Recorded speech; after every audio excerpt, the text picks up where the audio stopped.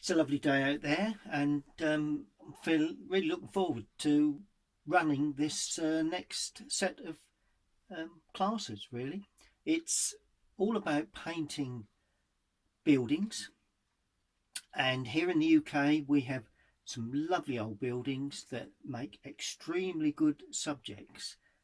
I'm just going to quickly just run through the sort of buildings that we may touch on as we work our way through the course. Well, as you can see behind me, I have a lot of building subjects that I've painted recently, and they are extremely good. I mean, even a little study of cottages and outbuildings make lovely exercises when you're out and about. But this is what the course is all about, really, showing you how to put down the building shape, the textures, the shadows, and creating just a little bit of atmosphere with these shadows, because that's what painting buildings is all about, really. You know, most people can paint reasonable buildings. They don't change in their seasons. All right, if you get snow scenes, then obviously you have the snow to contend with when you paint. But basically, buildings remain the same throughout the seasons, as opposed to trees that change shape and colour through each season. So buildings are not that difficult to paint. The key to remember with buildings is the tone values. That's a key factor when you're looking to paint buildings. The tone values, the difference between the very light, the medium tones, and the dark shadow areas. So these are things that I'm hoping to show you during this course. Let me show you one or two examples of the sorts of things that we'll be looking at. We'll take this row of cottages, for instance. Not far from my studio here in Gallywood in the UK. It's just a set of two cottages running away into the distance, and a standalone cottage with red brick chimneys.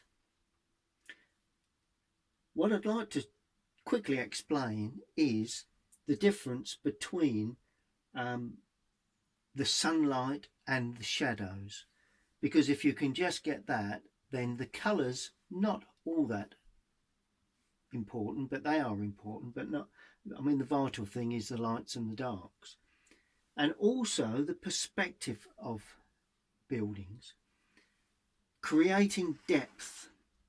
If you notice, the red, particularly on those two, the red chimneys are so much more vibrant. The chimney that stands behind this building is less vibrant, but the chimneys in the distance are even less vibrant. In other words, they're quite a dull grey red brick, really. And that gives depth along with the perspective. Notice how the buildings appear to get smaller as they go away into the distance. You know, a lot of building painting is all about drawing, so drawing is very important, and I'll be covering that in the early stages of the course.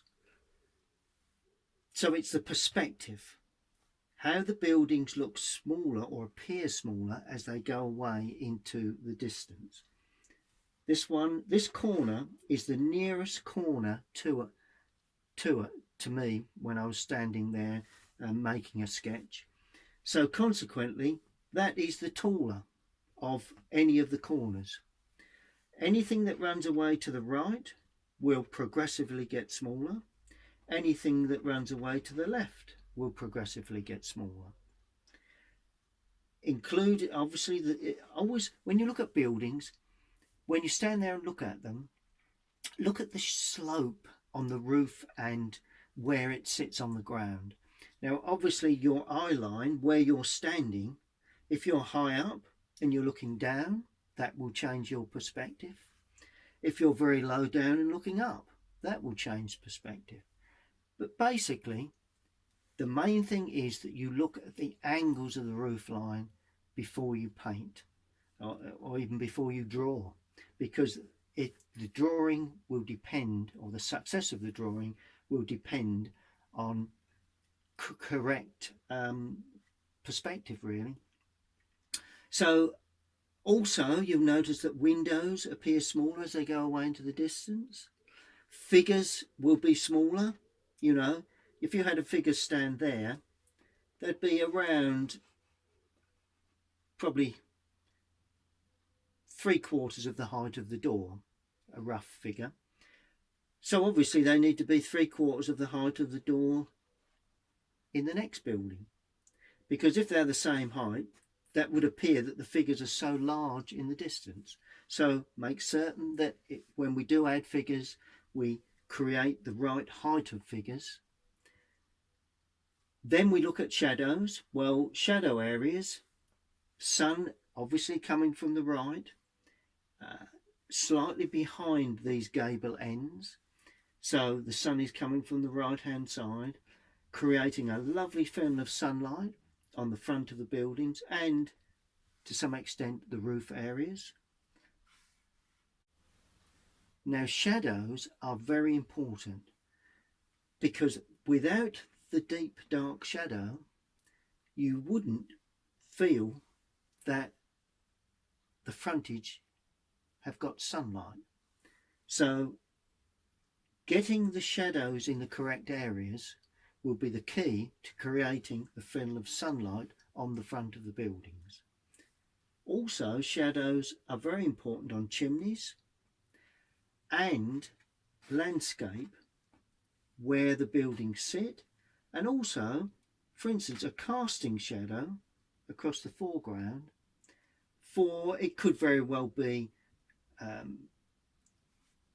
a tree out of picture, it could be another building. If that was a building, it would be a little bit more clean lined, but it could be trees, it could be anything out of picture. In actual fact, I very often put shadows in the foreground and they're not really there, but that helps to light up the road and the front of the buildings. Because I've got trees there, obviously I created a bit of atmosphere where the trees running out of picture, and that one perhaps, but running out of picture, created shadow over the figures and casting up just the bottom part of that end building. So that really brings that last building into sunlight. And finally, this building is rendered, so it's pink rendering. That building is brick. But if you notice, I've not shown any major detail in the roof areas.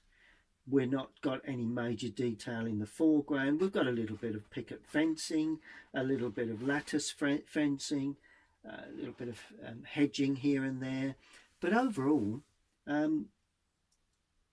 it's not the detail to me that creates the picture. It's purely the sense of light and mood of the day. So that really sums up the sorts of things I will be looking at during this course. So let's take a look at the materials that you will, well, I'll recommend, but hopefully most of you have already got. Well, these are the main materials that you may have, or you don't have to have all of these, but this is just a selection of the sorts of things that you will require.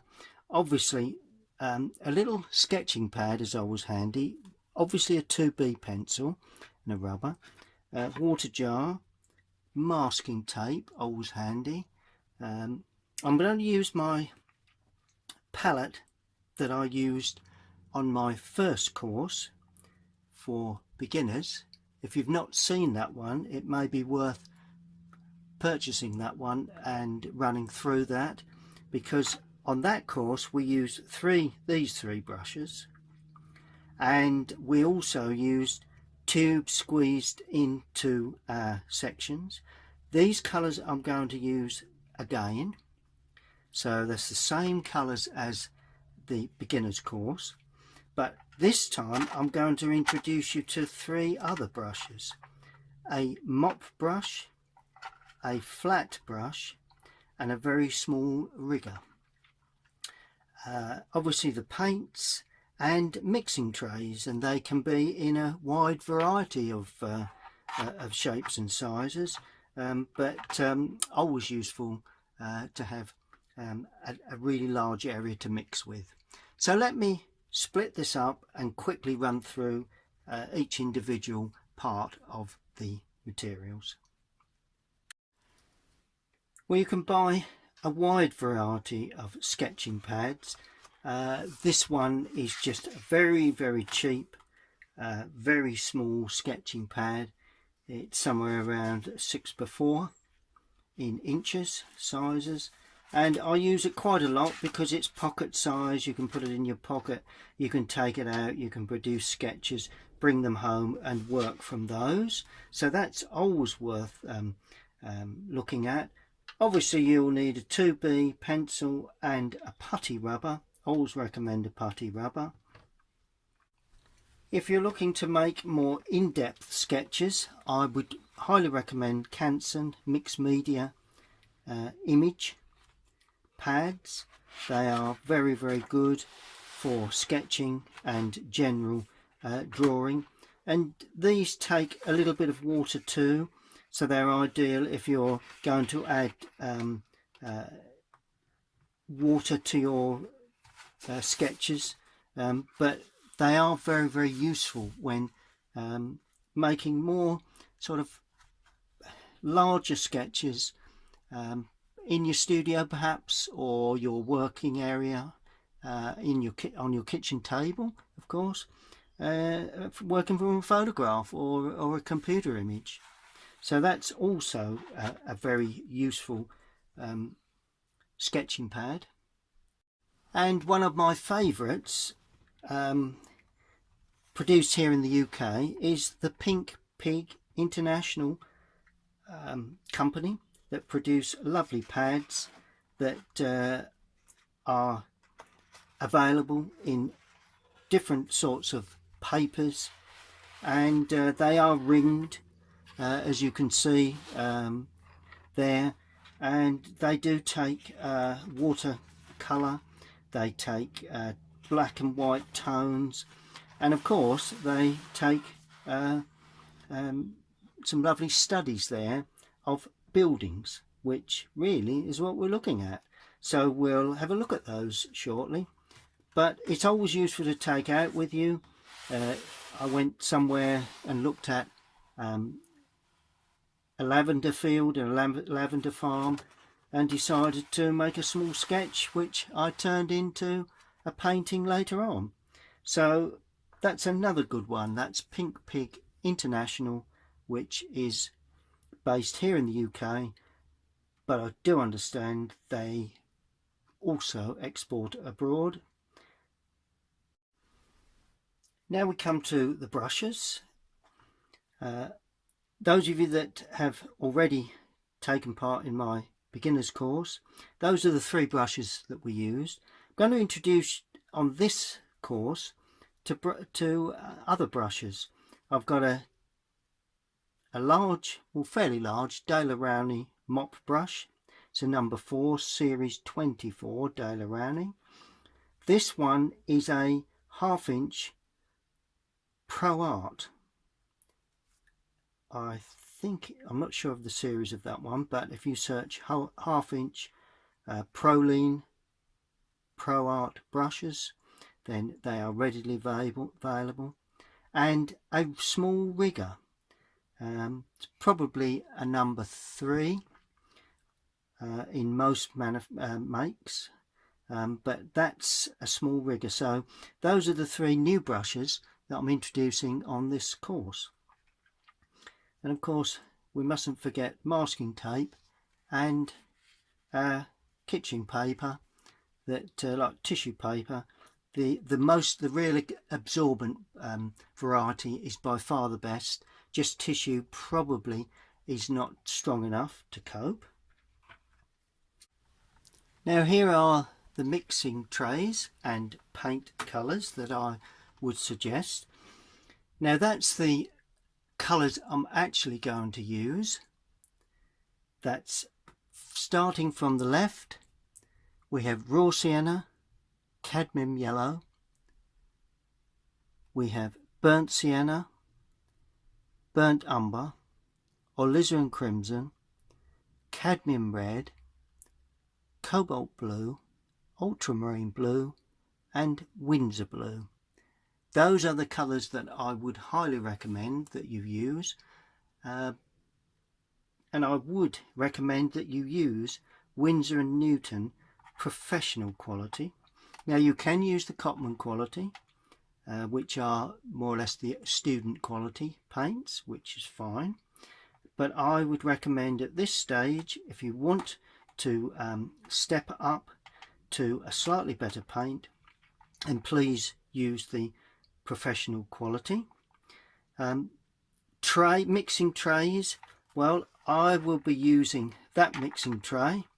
As you can see, it's that area there.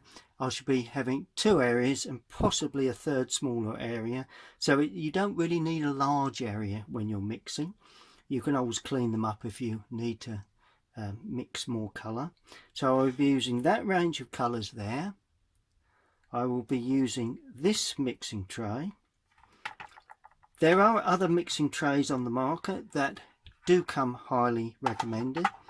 There's this one, this large one. Let's move these smaller ones to one side. There's this one that actually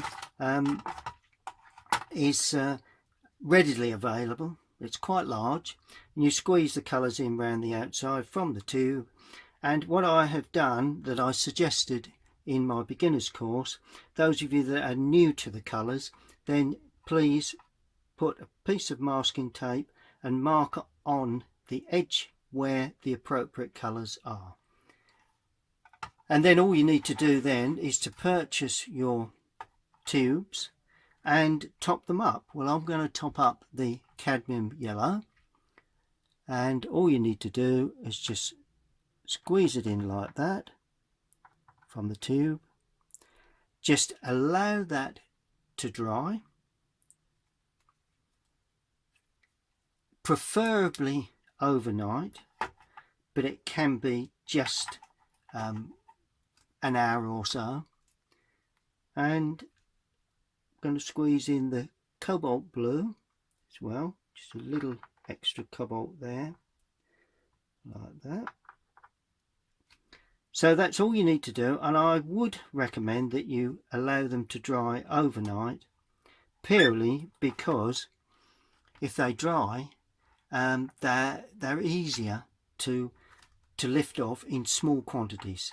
If they're straight from the tube, they're very supple, and you can tend to take too much colour. So that's what I would suggest mixing trays. I mean, you could use these type, you know, pick up colour from there and mix in there, but I prefer to have them all in the same area where the tray is. And this plastic tray, the tin trays are dearer, but this plastic tray, readily available at all good quality online material manufacturers. I'd also like to have a quick look at watercolour papers. Now, I use quite often Bockingford £140, that's 300 gram, not surface paper. As you can see, I don't know whether you can see there, but it's got a slight surface to it. That's a very good paper, quite durable, and it's a wood pulp paper. So it's not too expensive. And also I do use Montval by Canson. That's £140. You can get £200 in weight. You can get £300. Obviously the heavier the weight, the thicker the paper. But £140 is, I think, for general work is sufficient. If you find it cockles a bit, and that does cause a problem, then move up to the £200 paper. But that's a wood pulp paper as well. It's very durable. Those papers, either one of those, I would highly recommend.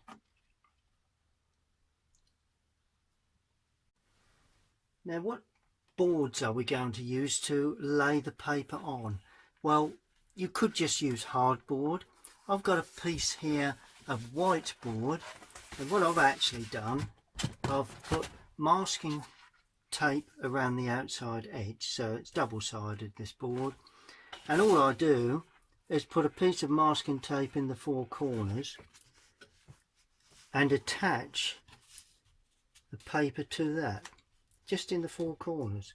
I find that's quite adequate to hold most papers as you work. Maybe that you may need a piece of tape top and bottom, but the darker edge just helps to frame it, really. That's what that's the theory behind that. Now, when you use it, for obvious reasons, you're going to have to bring it up at a bit of an angle like that, not so it's not dead flat onto the onto a flat surface. Otherwise, when you spread your paint, it runs up. Most watercolourists have at least a 15-degree angle on the paper. Now, you can use such a thing as a glasses case, or anything really should give you that sort of angle. But there are other very useful things on the market. They also have things like the table easel. It's a board. This one has a carrying handle, and if you search table easels, then they do come up online, and they then tilt at certain angles. So let me just show you what I mean by that. So you lift them up and they open up and they tilt at the angle you require. So you can have varying angles really. It goes up and down. It can go right to almost standing point like that. So that's, and I'll just show you the back of that. So we have obviously a holder at the back at varying positions. You can stand it right up like that, or you can lay it fairly well down. We have a last strut that we pull out that gives you a nice sort of position at about 15 to 20 degrees to work to. There are obviously larger easels that you can stand, or you can even sit and paint with them. But I think, you know, generally if you're working at home on a table, then this sort of table easel is ideal. Well, to start, I would like to look at the subjects we will be looking at throughout this course. Our first subject will be a lovely old cottage that's not that far from my home here in the UK. And the reason why I've chosen this one is because we'll be looking at windows, doors. Although that roof area is in shadow, I'm going to use a little bit of license with the hanging over of the tree and the light. It will be more or less a study of a simple small cottage here in the UK.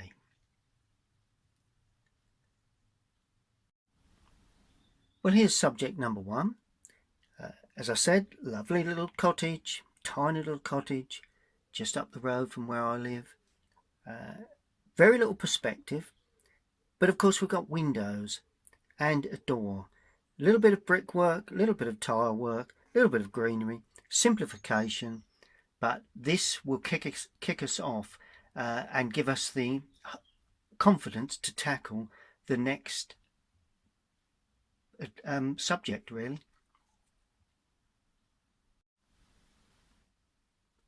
Now I'll be using my Pink Peak sketching pad that I ran through earlier. It's a nice paper for sketching, and there's some studies that I did, but instead of doing individual studies, we are going to start to paint the picture almost up directly onto our study, really. So let me show you what I mean. Right, that's the subject in hand. Good. Let's just bring that into shot so you can see that. The other thing you will need is your 2B pencil, and if required, the putty rubber. So they really are the main elements to produce the drawing. Now the first thing I will do, that has got to be the bottom of my drawing there, just for my reference. First thing we will do is to position the building correctly. It's a little off centre to the left, which if you're going to make a lot of that tree, then that's fine. But personally, we're going to make more of the feature of the building. So to me, the building needs to come off centre to the right, because at the moment that is off centre to the left, and that just gives us more options. Okay, right, it's a bit of a funny roof area. It heads out like that. So the first marks you need are the two roof areas that head out like that, because that positions that building in that particular position on the paper. After that, we need to know where the building will sit on the ground, on the ground itself. So we need to put a line like that, and if you notice, it slightly rises to the left, and that is because of perspective. Objects appear smaller as they go away. Notice that fence, it's a height there, but as it goes away it looks more narrow, and our eye line is more or less level with the top of the door, that sort of area. So, but it's all observation. You don't want to get bogged down with that. Now we've got basically where it's going to sit on the ground. Now if you make it too dumpy, I would suggest you start at the top of the paper, because if you make it a little bit dumpy, then you can always extend it, make it a bit longer. But if you start very low down, then you've got nowhere to go. So that's what I've done. That's my theory. So you've got that area, so we're painting those areas, drawing those areas first. Then it comes down quite sharp. So it's a funny roof area, but it's a very interesting roof, very interesting little cottage. And that comes down to there.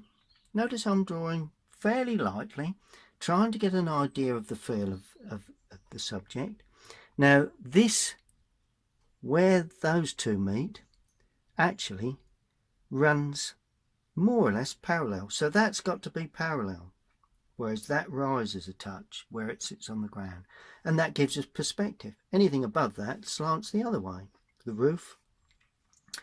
Good, so that's that. If you notice, that slightly spreads out at the gutter, and that's quite an interesting feature of lots of buildings in many countries, but particularly the UK. And the wall sits back in from the gutter. So then we put the wall uprights in, the wall uprights there, and if you notice, this upright is slightly taller than that one, because that's nearer to us. So we're gradually getting that feeling of perspective again. That's level, that's rising, that will come down as we go away. Consequently, the roof line will slide back opposite to what the roof line is at that point. So we get a progression backwards with our angles, including this one, although this one will be more or less straight, because it's at eye level. Job to see there, but you go with my drawing. But this one, if you notice, slopes quite steep. So you send that at quite a steep angle. And all of a sudden, you get that feeling of perspective. Now, we will have a small tree, but that won't be the main part of it. So just show with a few lines that feeling of that tree overhanging. Notice I've not worried about any bushes or any shrubbery, anything down in the lower area there. Not concerned about that at all at this stage. Good. Now, next part will be the drawing of the roof line, that there. So that starts a little bit lower because that hits at that point there the other side of this roof. So it continues up to there. But of course it's lower there because of perspective. It heads up to there, but it's lower where it shows because of perspective. So imagine it were to start there, and that would then head like that at quite an angle. It's got quite a bit of angle to that. Comes out a fair way, but it's not important how far that comes out really. Then you've got a small ridge tile and a similar angle to the underside where the gutter is. Then we have a small piece of roof. Don't forget to leave the gutter line overhanging, because in these old buildings they normally overhang at some point. Then we've got a funny roof again. It sticks out a touch before it tucks back in. Not dissimilar angle to that. In actual fact, it's a tighter angle than that.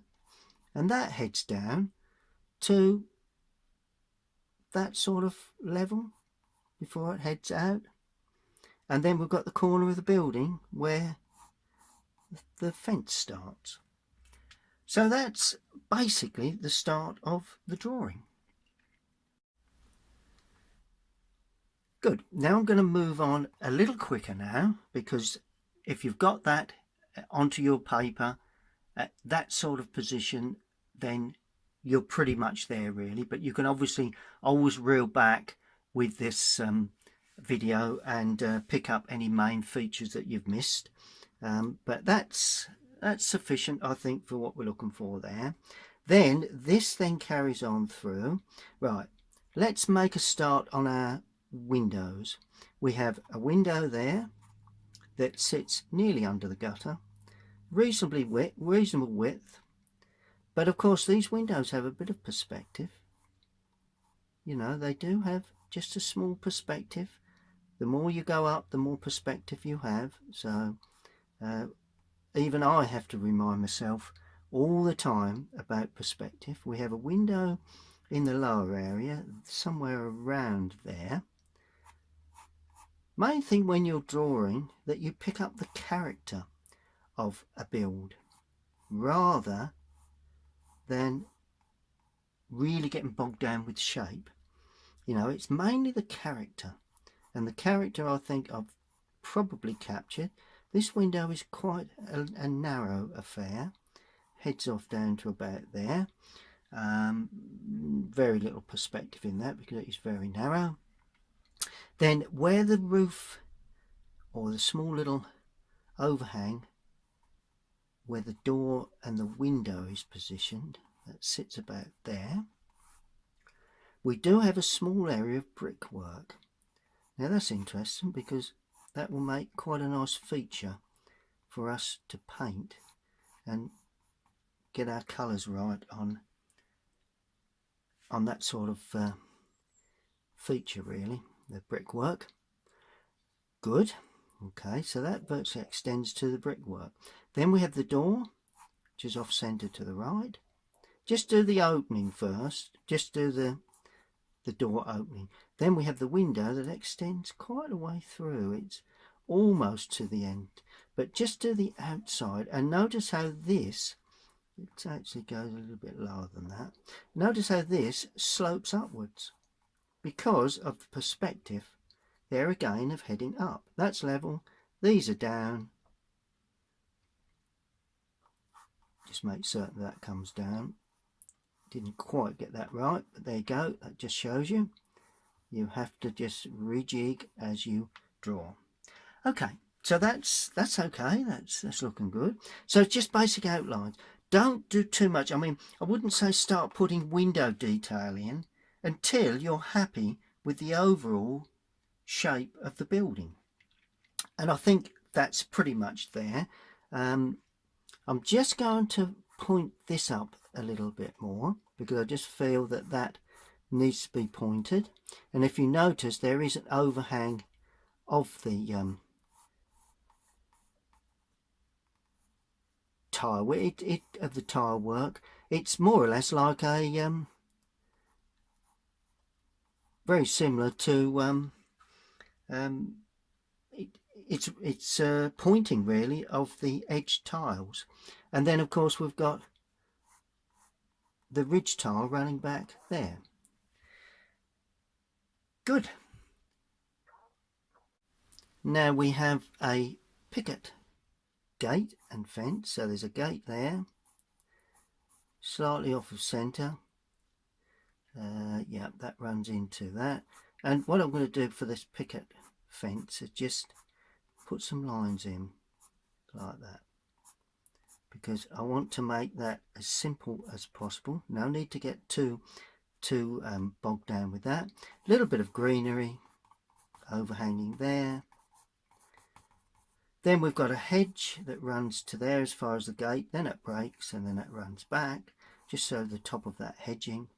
And of course that lays on the path, and it spreads quite a bit over that way and lays on the path, and that sort of goes around there like that. That heads off towards the fence. Just going to pop the gate in, and we're more or less ready to put a little bit of detail into the window. And the reason I say a little bit of detail, there's the corner of the fencing, and this then heads off, the fence sits back, so it heads off up to there, and this heads off up to there like that. And there we have the top of the fence sitting nicely, and all these fence panels. I'm not going to worry too much about that. We'll probably lose that as it runs out of picture. We're really focused on the building itself. The windows, well, the way you draw those, they've got white frames. All right, the front of the building is white, but there is shadows, if you notice closely, that actually show where the edge of the frame is. Then the glazing is extremely dark. So all I do for that, we've got the outside of the frame. We have one section about a third of the way down like that. So just draw one pencil line. Then we have two sections, 1, 2. Then we have another section that splits that. So that's what we have there. Then we have one section down the centre of that. Then we have 2 across there, like that. Not going to get bogged down. Remember I said simplification.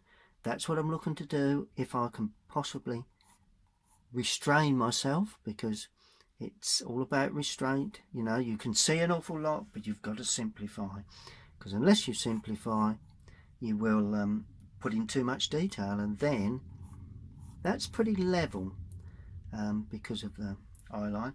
But then if you put in too much detail, you're not really achieving the correct end result. Now that window tucks behind, so we're going to have, there are 3 that we can see. So I'm putting one in the middle to start with, and then one there, just to give us a sense of where that window is. Then we have two areas or cross sections, so we've got one there and one there, and all of a sudden all we've got to do when we paint, I'll show you how to do that, is to paint inside the glazed area. And then finally we have this large window there, We've got 2/3 of the way up, we've got the cross section, which is pretty flat again. Then we have 3 down sections, so we've got 1 there and 1 there. Then it's half of each side. So if you've got odd numbers, you put 1 dead center, then you split up the half and half. So this is 3, you put 1 there, then you can then put 1 in the center of that. If you try and work your way along, likelihood is that you won't get the evenness. Not that really matters, but you know, it's just something I do. And then we've got a lovely window there in the door. We do have a lovely old door knocker, so that's always useful to show. And shall we put in a lamp? Yes, I hear most people saying yes. So that's my response to a yes, is the lamp is in. And of course it hangs on a bracket, which is pretty much job to see how that bracket comes. Oh, that curls a bit. There we go. But we're not too worried about that. We'll paint all that in. Not worried about anything else really. There is a building there, but I'm going to soften that with a bit of tree work. I'm not worried about the background building at this stage. Just put a line in like that, a bit of marking like that. That's all you need to do really for the basic drawing before we start to tint the paper, because that's what we're going to do in this exercise. Well, this is where I should be mixing. You may have this type of mixing palette, or you may have the same as me, a lovely tin palette. The tin palettes are more expensive, but it doesn't mean to say that, you know, your painting will be any better or worse off for it. It's all about the skill of the artist really, and how much you have learned to use your materials and to be inspired. So that's my mixing area. This is my kitchen tissue, quite thick to absorb paint if I need to. I have water, and I have the brushes that I suggested early on, all laid out. The mop brush, the number 12, the number 8, and 1/2 inch flat, and a number 6 brush that points well, and a rigger. Now, if you haven't already done so, just lightly damp each area of paint. Just take a little bit of water with the mop brush and drop the water on top of the paints. I've not done this until now, so just drop them like that, just nice and gently onto each colour. You've got the corresponding colours above. That is the final colour. I'm not using that one. That's a green, which I'm not using. We prefer to mix greens. Okay. Now, the first thing is the blue sky. Well, let's just go with ultramarine blue. There we are. Touch of ultramarine blue. Whoops, that's cobalt. Never mind. Makes no difference. Touch of ultramarine blue, and we apply that to the paper with a large brush in a quick and spontaneous manner, because we're looking to paint an impression, a quick sketch in our sketch pad. So we apply the colour to the top of the paper. Notice how wet it is. Around the building. Now I would suggest, as a top tip, notice the puddles of paint. It's because it's a well-loaded brush.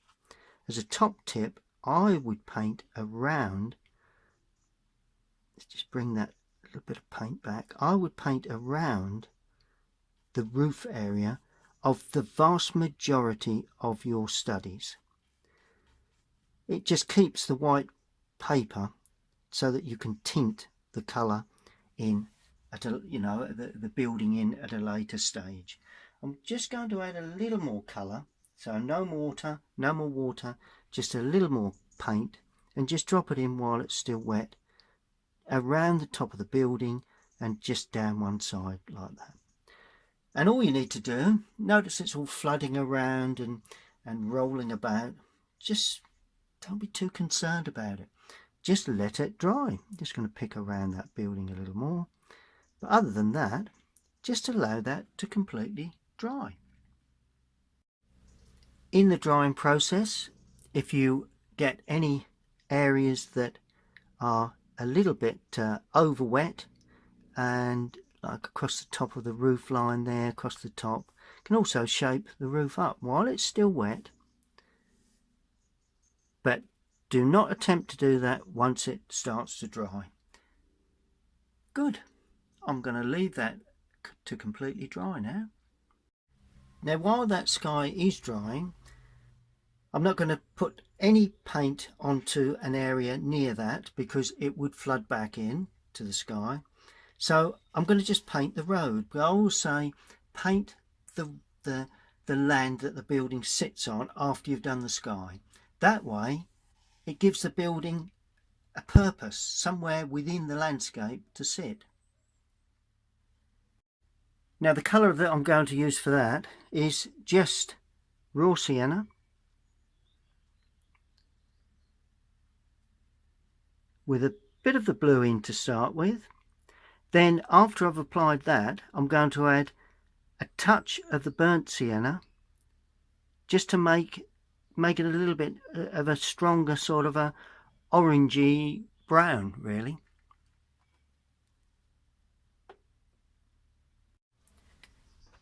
So here I go with my raw sienna with a touch of blue. Very weak. Notice how weak that is to start. Then I'm going to add a little more raw sienna and a little more blue just to give it a bit more strength as it comes forward. Then I'm adding that burnt sienna as I suggested, and that gives me sort of like an orangey brown, only lightly tinted. And then finally, just before it dries, a real strong mix of the burnt sienna, because that might even define where the path is and the road is. It just gives a bit of variation. And of course, as you can see, that is very, very wet.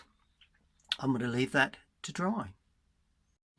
Well, next will come the frontage of the building, probably the fencing, and some indication of the tones of the roof areas. Good, well that seems to have dried off quite nicely. This is pretty much dry. A little bit of a splodge there where I laid my photograph on the top, but it's not a major problem. Good, okay, let's get cracking on the front of the building. Now it looked, in the photograph it looked white, but I would put a little colour onto a white area, not all of the white area. It's an old building, so we want to give the impression that we've got a little bit of aging there. So if it's completely pristine and neat and completely white, then you do have a problem with trying to create the illusion of an older building. So all I'm going to do with that, I'm going to use the cadmium yellow, just purely cadmium yellow, very, very weak.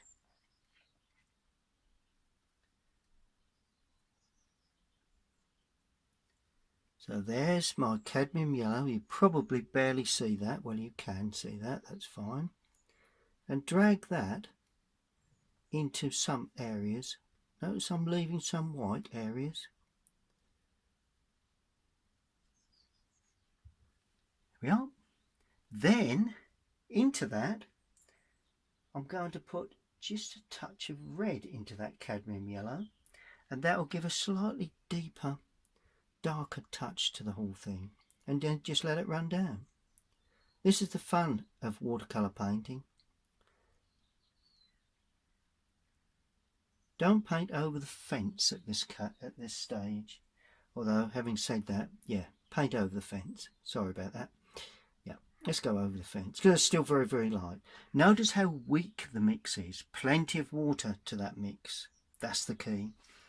And if you do find that you get little puddles of paint, you just lightly, you take your kitchen roll or kitchen paper, tissue,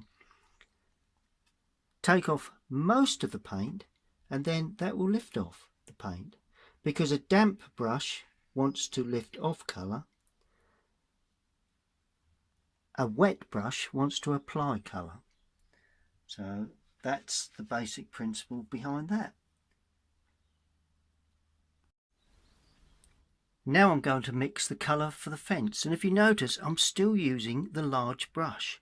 These are initial washes of colour, and for that I'm going to use burnt sienna, and I'm going to get into there where there's a little bit of blue and yellow. Notice how I'm intermixing with other colours that I already have, because that will give us a continuity of colours. If you completely remix, you've got a brand new colour that could be okay, but basically it's a matter of continuity of colours. We're looking for a fresh look, so it's clean washes, but it doesn't mean to say that the colour has to look brand new. It's all about the application of the colour. Let's now apply that to the fence. I'm going to start off where the gate is, like that. Then I'm going to stroke down using the point of the brush and hoping to leave the odd little patch of white upright. You've got to remember this fence stands upright. Wipe across the bottom to take off any excess colour, and just go across the top to show the top, and allow that to dry, being aware to mop off any runs that occur. It's an old fence, so don't worry if it doesn't look clean and neat. That's the idea of it. Now for the roof and brickwork areas, I'm going to add burnt sienna with very little water to that burnt sienna mix that I had,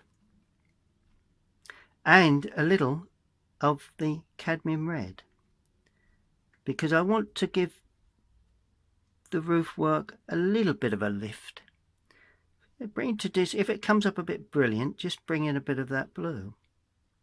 Then this will be added to the roof and the brickwork.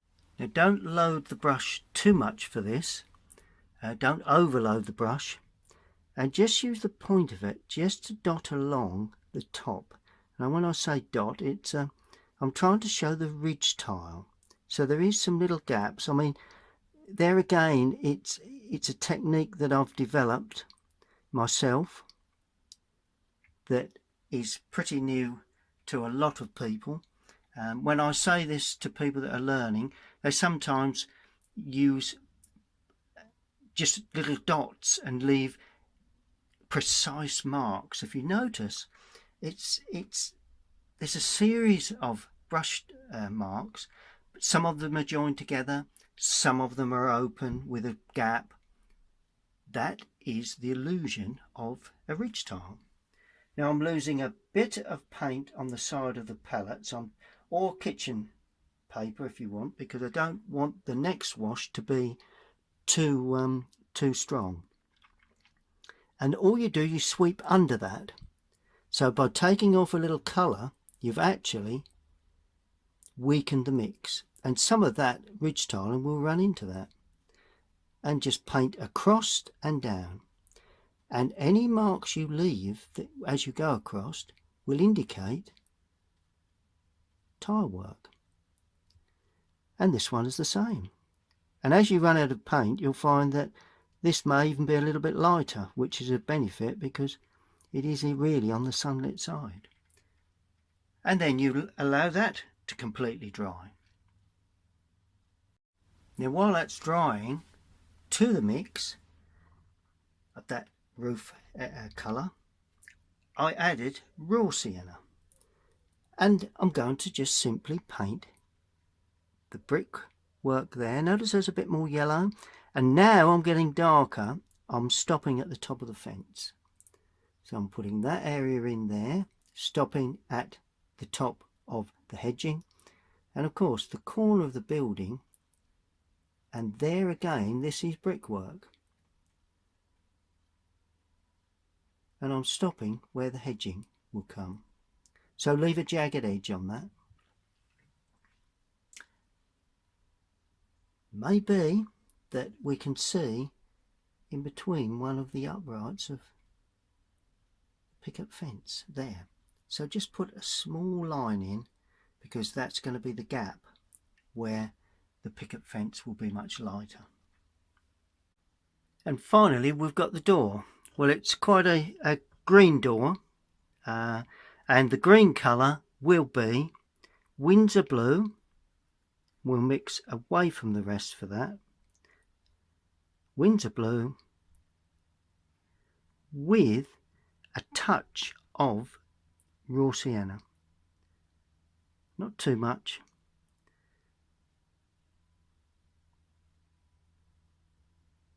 Just to get a dull green. I think that's the colour. Doesn't really make a great deal of difference. It's not a major problem if you don't quite get that colour dead right. We apply that colour in a clean fashion to the door. In actual fact, it's come up a bit on the blue side, but I'm not going to panic over that. It's my impression of the door. Painting around the little window and the door knocker.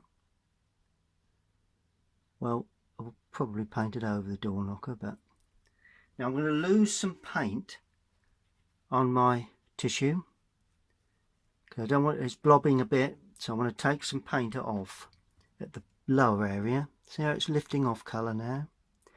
Then I have an area there, there and there where the picket gate will sit. I know they look blobs of colour at the moment, but they are complete washes. Just pull them down just a touch, still blobbing a bit there. It's just a technique used for putting highlights onto picket fencing, really, because if we paint right the way over the fencing, it's not, you're not really quite getting the effect. But anyway, that's the way we produce a door with a picket fence in front. It can either be white now or dark, that picket fence. Okay, well that's the end of the mop brush. Perhaps we'll use it to put in shadows, but at the moment that is the end of the mop brush. So clean it thoroughly, point it up. Notice how I've pointed the brush up so that it dries like that. Take off a lot of the water, but don't dry it out too much so the hairs open up. And put that to one side, on the side of the palette. Now for the windows, I'm going to use the number 6 brush, Rosemary & Co. number 6. That's the series 344. And I'm going to wet that up and produce the windows. So into the water. If it's completely dry, give it a twist, because that gets rid of all the air from the hairs of the brush. And for the windows, well, I'm going to use ultramarine again, and might as well mix on another part of the palette in the same area. No need to keep cleaning. A little bit of that brown comes in, it's an advantage, because I'm going to use a bit of that brown. And notice how the blue goes very, very dark grey, and that's what I'm looking for. So, in many ways, by mixing in the same part of the palette, you're saving paint wastage.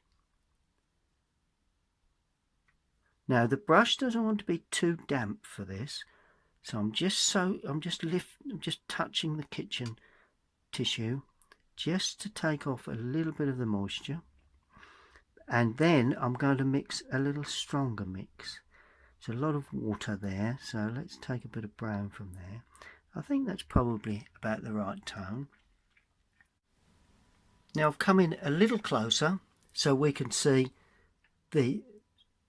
so you can actually see the windows being applied. Now we have white frames, white cross sections, so all we do is paint in between those cross sections like that, leaving the gaps around the outside. And for this particular instance, I'm not indicating any reflection. It's a very dark blue-grey.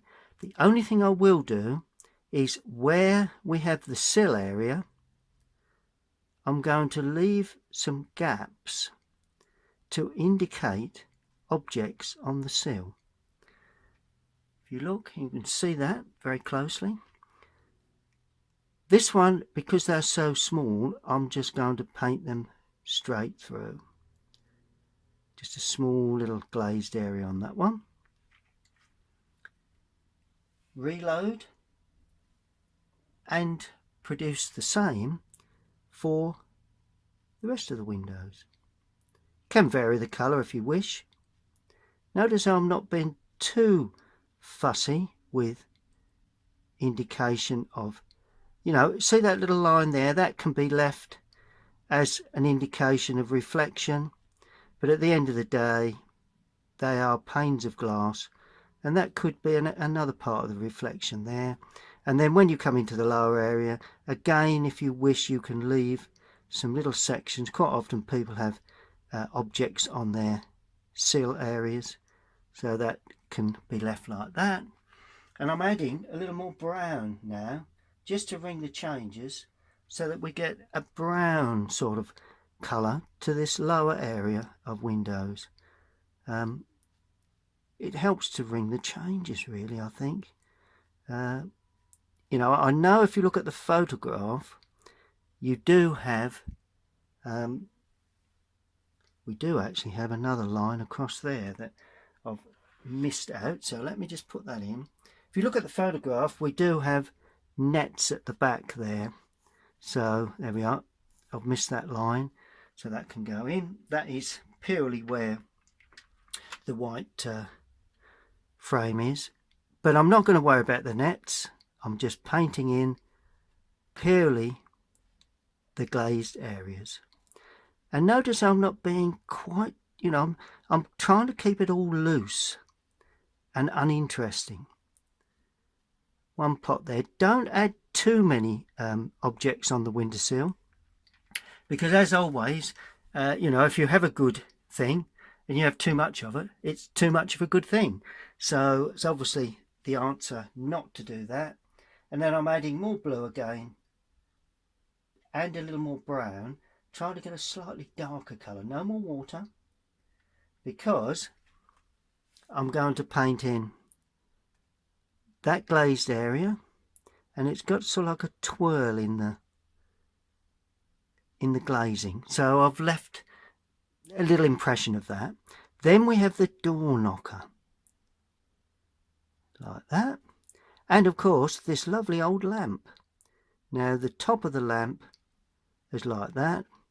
We do have sort of like some decorative, sorry, areas there. And then we have the lamp area itself, which we will tint later on. That's all you need to do for your windows and the door lamp. Next, I'm going to select the number 8 Pro Art brush. It's got the red tip on the handle. It's the Series 100.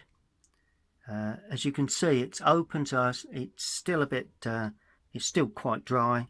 So I'm putting that in the water, giving it a twist, making certain that all of the water is penetrating the heart of the brush. That way you know you're picking up enough paint.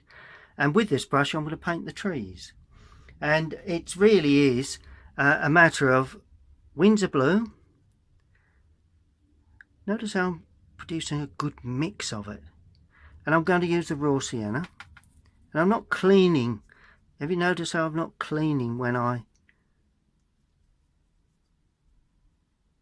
swap over? You know, if you want clean raw sienna from that, all you need is a clean brush and just wet it up and just mop a bit off. But other than that, we're working really in watercolour from light through to dark, so you know, there's not any real need to have any stronger, a real brilliant yellow at this stage.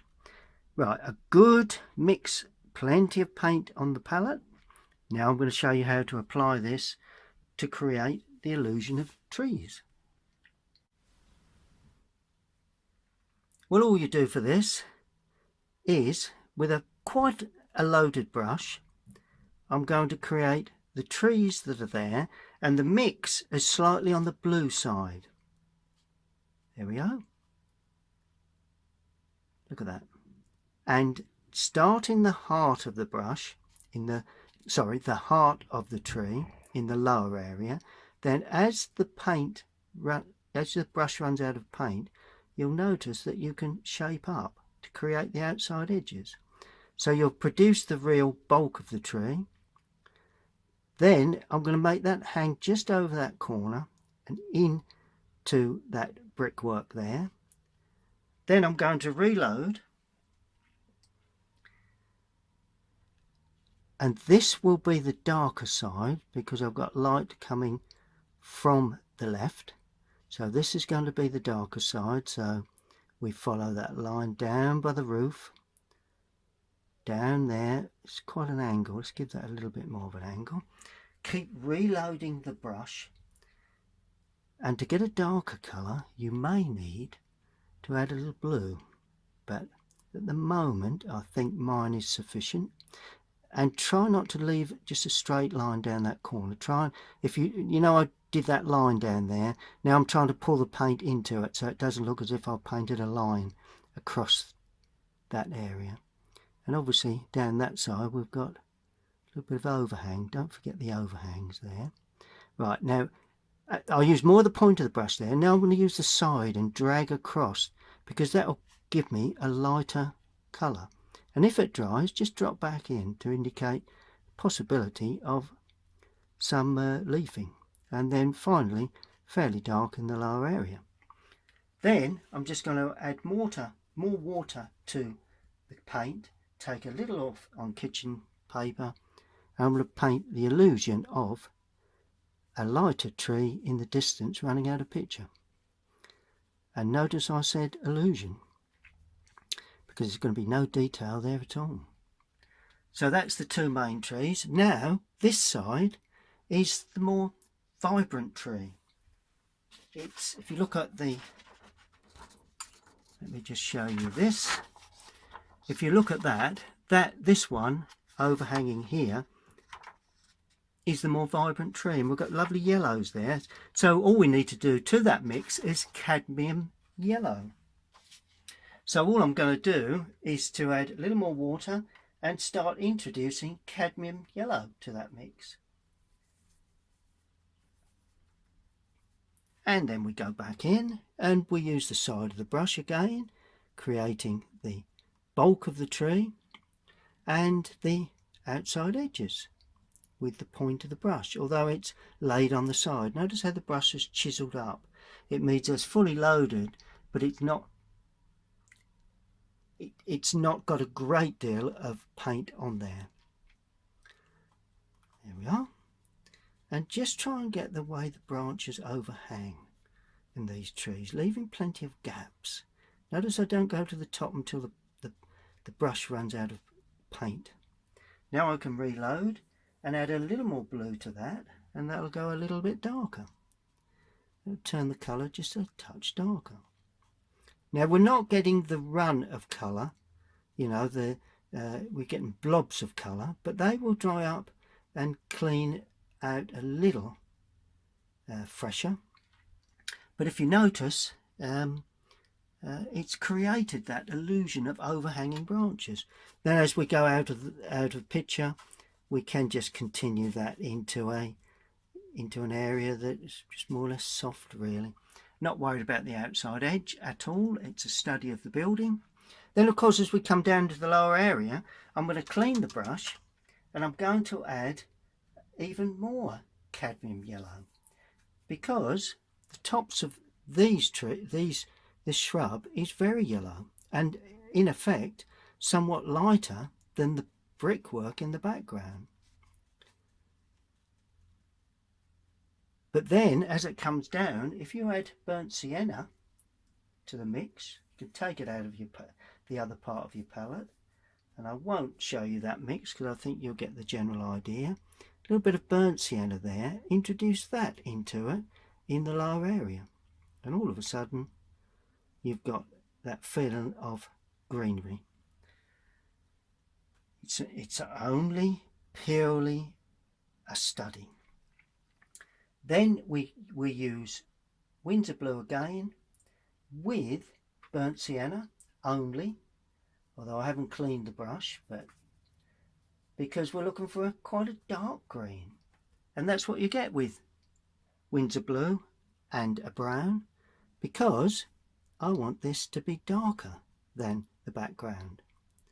So I think it's more of a hedge area really, little hedge that stands up, and if that is the case, which I think it is, I haven't looked but my memory tells me it probably is, so paint downward brush strokes and it will tell you that there the hedge stands up. Then we have more yellow into that mix, so we're intermixing varying yellows and greens using Windsor Blue, cadmium yellow and burnt sienna.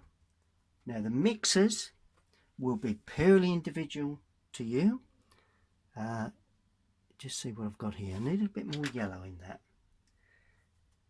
If the paint is too thick, that means it's very, very dark. You will need more water.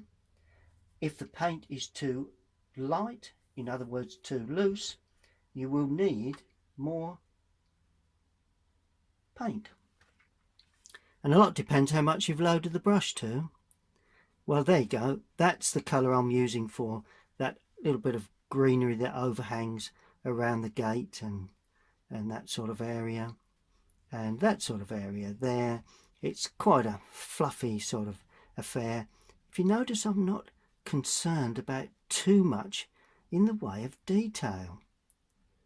It really is not about detail, because I'll show you very, very shortly how to bring that building into complete life. But let's allow that to dry. Now it's the mix for the gate and picket fence, which is there again, a little drop of water, ultramarine, burnt sienna. Could use burnt umber, I'm using burnt sienna, introducing a bit of the other colour to it. Not going to make it too dark, just a medium tone for the picket fence. Well, away we go with this number 6 Rosemary & Co. And all we do for this one, we just put in the picket fence. I suppose we have a post there, main thick post, and we have another thick post there, another thick post there, another one there, and another one there, perhaps one more before we get to the gate post, and we have another gate post there. Then we remix, and with the point of the brush we put in the sections in between, and I'm not counting them, I'm just putting them in as a very rough indication. There we are. Not taking too much notice. Oh, and we've got the gate here, so I think that would have 2 cross sections like that for the gate, and this, the fence itself, has a cross section like that fairly near the top. Just remember to hold the perspective line But other than that, it's that old rustic look, and that's all you need, you know. And with the same mix, I'm going to just indicate some shadow work. It's got a small little surface to that, you know, like a capping to the fence. And then we have one or two lines coming down, just like that, to indicate sections of fencing. As you go away into the distance, they could be smaller. And that really is all I'm going to do for the fence. Clean my brush, and now we're looking at shadows that will pull this little picture together. Now we're going to look at the shadows. Well, as you can see, the shadow work is down the right hand side of the building, under the overhang of the roof line, under the overhang of the tile work on the gable end of that building, and down the left and across the top there's a little recessed shadow underneath the overhang of a little porch detail over the window. The door sits well back, so notice the shadow sits well back. We do have a little shadow there from that shrub, presumably casting a shadow there. That part of the fencing that turns, this is in sunlight, it turns at a right angle, and that is in shadow. All of the fencing's in sunlight apart from the right hand sides of the uprights. Obviously shadow there, a little bit of shadow within the greenery, and a casting shadow from the lamp. Always something that we really should, you know, the little casting shadow from the lamp, always something that we should consider when we start to put our shadows on. Now for the shadow work, I'm actually going to use the number 8. I'm working on a sort of an A4 size. There again, the sizes of brushes will pretty much depend on the size of pad you're using, or the size of the paper, sketching paper. But I would say that for general, I think the size 8, number 8 round would be sufficient. And the mix, well, I mean, you know, people say to me, what mixes for shadows? Well, you know, there's lots of different mixes for shadows, and I'm going to mix this in a separate area just so you can see the colour better. Doesn't matter if if I were to mix it there and took a bit of the other colour, because we're looking for a blue-grey. And for this instance, it's by no means the only mixing shadow I will be using during this course, or shadow mix. I'm going to use ultramarine blue, and I'm going to add a little of the cadmium red. Now I find that a very good mix for oval shadows. You add a lot of, if you add more of the blue than the cadmium red, that gives you a blue purple grey.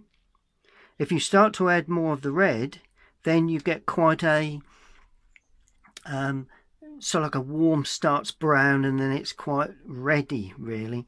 But I prefer the latter, the more blue in the mix. Now density, don't add too much of the red. There we are, just enough to affect the blue.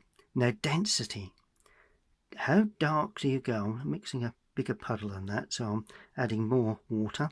So since ever I added more water, that creates a slightly weaker mix, so now I'm adding more of the paint. Now I'm not going to go too dark. Now quite often people, you know, would use a piece of another piece of paper to just see the tone value. I just draw it across a clean part of the palette, and that will give you your tone value when you paint it on. And I think that is just about right, but we will only know when we come to paint. So just draw it across there and allow that to show the real density of paint. Well, the first place I will apply this colour will be the overhang of that gutter line, and just bring the brush across and finish there like that. Look at that. Immediately that gutter line stands forward. Then we have a small overhang shadow from the tiles that are overhanging the roof line there like that, and that goes under there like that. Then we have, I'm going to make a lot more of, I'm going to depict it as if the sun has moved around a bit, and the overhang, the shadow from the window at the side is going to be wider. So it's across the top, down the right hand side. Here's the same, across the top, down the left hand side. I've got that wrong. Across the top, down the left hand side. This is going to have an overhang as well. Across the top, down the left hand side. And this will have a deeper overhang, purely because there's a small little porch area. Down the left hand side. Now, I'm just going to reload the brush so that I get a strong enough colour. Now this one, where the door is, will run across, but it goes down the left hand side of the door, but it runs in deeper. The shadow is further set back in to the frame. And then finally we have the casting shadow, narrow to start with, there, and then it bulges out, because that's the shadow from the overhanging lamp. Mop off a little paint from the brush and create the shadow on the side of the lamp there. And got to remember that is glass, so it needs to be quite light. And now if you do find any blobs of colour, you may be able to lift off. Sometimes they're of an advantage. I mean, I'm not too concerned really. Oh, that one could come away. But overall,